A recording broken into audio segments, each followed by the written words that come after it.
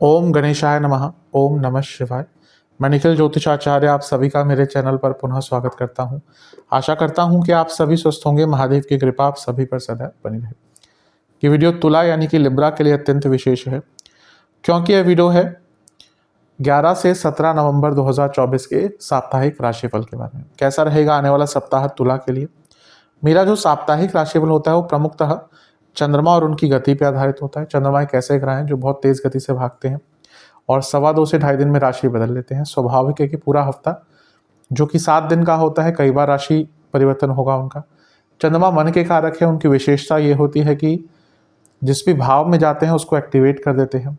इसी कारणवश day to day activities पर, डेली एक्टिविटीज़ पर चंद्रमा का प्रभाव बहुत रहता है और इसी कारण से साप्ताहिक राशिफल की विशेषता बहुत होती है।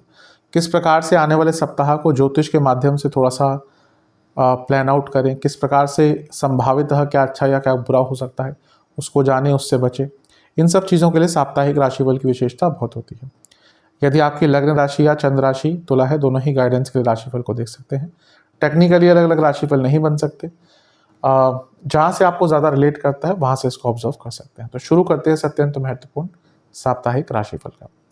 चंद्रमा आपके छठे भाव में आ जाएंगे। 11 नवंबर के एकदम मिडनाइट के आसपास होगा और 14 नवंबर सुबह के 4 तक यहीं पर रहेंगे।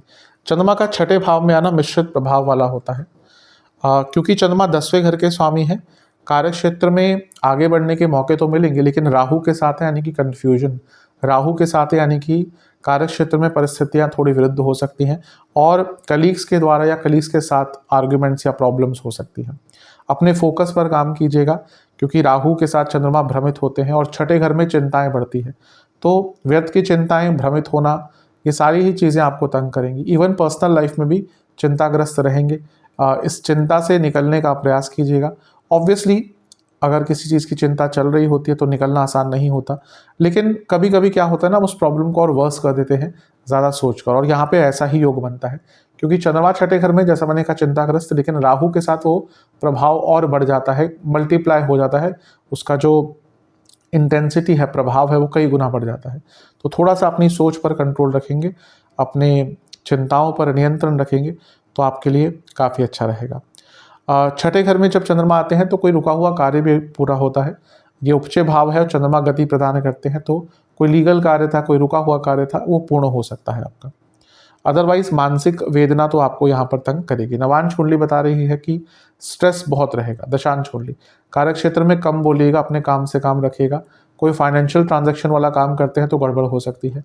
बिजनेस, पुरानी गलतियाँ यहाँ पे आप दोहराएंगे और पुरानी गलतियाँ या पुरानी गलतियों के कारण पछताना भी पड़ेगा। थोड़ा सा बिजनेस में ध्यान दीजिएगा, नुकसान भी हो सकता है, गलतियां भी हो सकती हैं। लव लाइफ में झगड़े बड़े स्तर पर दिख रहे हैं। छोटी छोटी बात हो या बड़ी बड़ी बात, झगड़े तो होना बहुत संभावित है। वैवाहिक जीवन, एक ही प्रॉब्लम दिख रही है कि ना, एक रिदम नहीं है आप दोनों के बीच में। कभी कभी तो सब अच्छा होता है, कभी कभी सब बुरा होता है। खैर, ये स्वाभाविक भी है, लेकिन कहीं ना कहीं स्टेबिलिटी पर काम कीजिए वैवाहिक जीवन में। स्टूडेंट्स, मिश्रित सा समय जाएगा, आपका ध्यान नहीं लग पाएगा किसी एक चीज़ पे। सेहत की जहाँ तक बात है, पेट के रोग तंग करेंगे, इंडाइजेशन तंग करेगी, कोलाइटिस आदि की प्रॉब्लम है तो दिक्कत होगी। सर्वाष्टक में आपका सप्तम भाव बली है। जो लोग बिजनेस करते हैं थोड़ा सा केयरफुल हो जाइएगा। पैसा तो बढ़ेगा, उसमें कोई डाउट नहीं है, लेकिन खर्चे भी होंगे, नुकसान भी होंगे साथ में। 14 नवंबर सुबह के 4 बजे चंद्रमा आ जाएंगे आपके सप्तम भाव में यानी कि मेष में, और 16 नवंबर सुबह के 4 बजे तक उनका प्रवास यहीं पर रहेगा। चंद्रमा का सप्तम में आना न्यूट्रल ही होता है, लेकिन आपके लिए राजयोग बनाते हैं, क्योंकि केंद्र के स्वामी है, केंद्र में आ रहे हैं तो उच्च कोटि का राजयोग बनता है।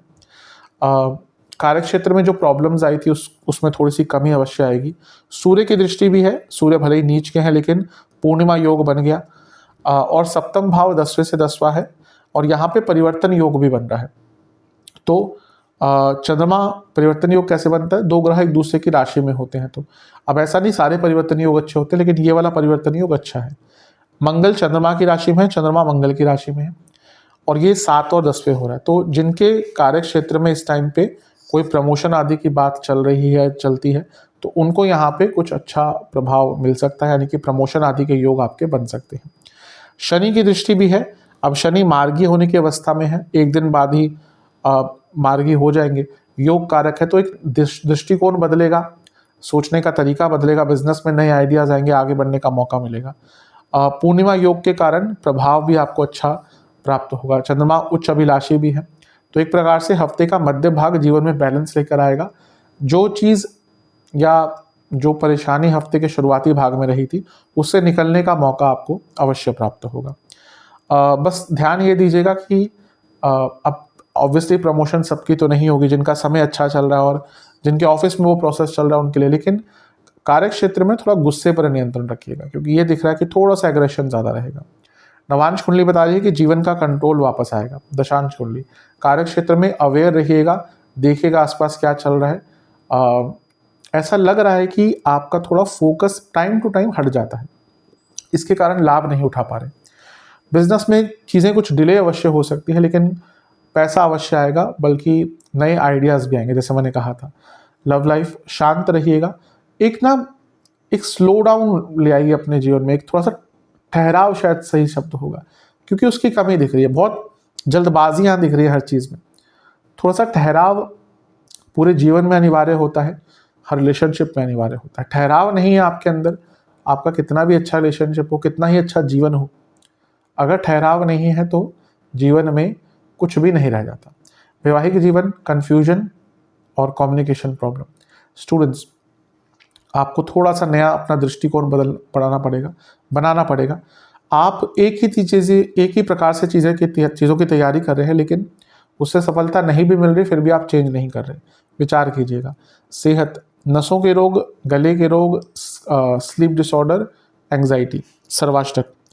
आपका 12वां घर बली है, थोड़े खर्चे तो यहाँ पे बढ़ते हुए दिख रहे हैं। 16 नवंबर सुबह के 4 चंद्रमा आ जाएंगे अष्टम भाव में।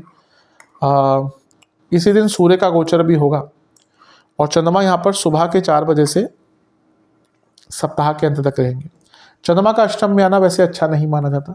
10वें घर के स्वामी हैं, 11वें में बैठे हैं अपने से, यानी कि लग्न से अष्टम में जॉब चेंज का योग है। गुरु के साथ बैठे हैं जो वक्री हैं।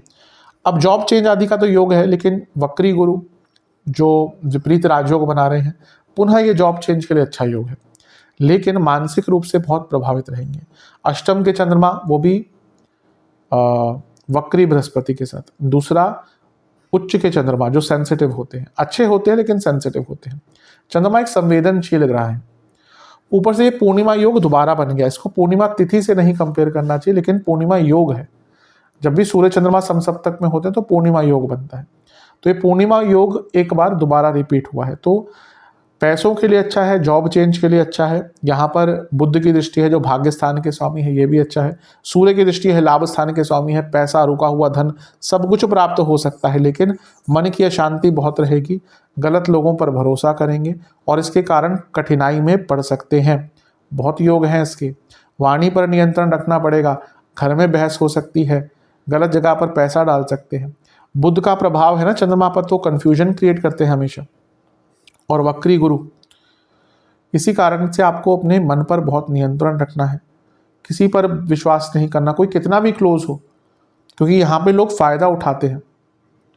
अष्टम के चंद्रमा व्यक्ति पर गलत इन्फ्लुएंस वाले लोग का प्रभाव रहता है, जो उनका फायदा भी उठा सकते हैं। फ्रॉड भी इस टाइम पे होते हैं, तो बहुत केयरफुल रहने की आवश्यकता है, अदरवाइज थोड़ी सी प्रॉब्लम्स बढ़ सकती हैं।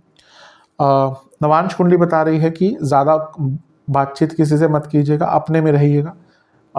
किसी पे डिपेंडेंट नहीं रहना, स्पेशली इमोशनली। दशांश कुंडली, कार्य क्षेत्र में कुछ लोग आपका लाभ उठाने की कोशिश करेंगे, किसी पर भरोसा नहीं करना। विवाहिक बिजनेस में फिर भी ठीक है, इतना कुछ बुरा नहीं दिख रहा बिजनेस में, बल्कि पैसा बढ़ेगा। लव लाइफ, एक पूर्णता आती हुई दिख रही है। अगर आपने प्रयास किए होंगे पूरे हफ्ते का अंतिम भाग रिलेशनशिप में कुछ अच्छा रिजल्ट लेकर आएगा। वैवाहिक जीवन, हाँ यहाँ पे बहुत प्रॉब्लम दिख रही है। एक तो मानसिक अशांति बहुत रहेगी। दूसरा, एक समय होता है ना जब हमें कुछ भी हो जाए, लाइफ पार्टनर अच्छा लगता ही नहीं है, ये वैसा ही समय रहेगा। और दोनों ही साइड से ये चीज़ें दिख रही है। स्टूडेंट्स, अपने सब्जेक्ट्स की अंडरस्टैंडिंग बढ़ाइए। अभी लग रहा है कि आपको ऊपरी तौर पर सब कुछ आता है, लेकिन अंडरस्टैंडिंग की कमी दिख रही है। सेहत की जहाँ तक बात है, आपको हड्डियों के रोग, इन्फेक्शंस, इंडाइजेशन, लिवर की प्रॉब्लम तंग करेगी। सर्वाष्टक में आपका 10वां घर बली है। पुनः कहूँगा, कार्य क्षेत्र में बदलाव के लिए अच्छा समय है। उपाय के स्वरूप में लक्ष्मी जी को खीर का भोग लगाइए और लक्ष्मी जी की कपूर के साथ एक बार आरती कीजिए। आशा करता हूँ कि वीडियो काम आएगी। चैनल पर नए हैं सब्सक्राइब कीजिए, वीडियो को लाइक कीजिए। मिलता हूँ अगली वीडियो में, तब तक के लिए ओम नमः शिवाय।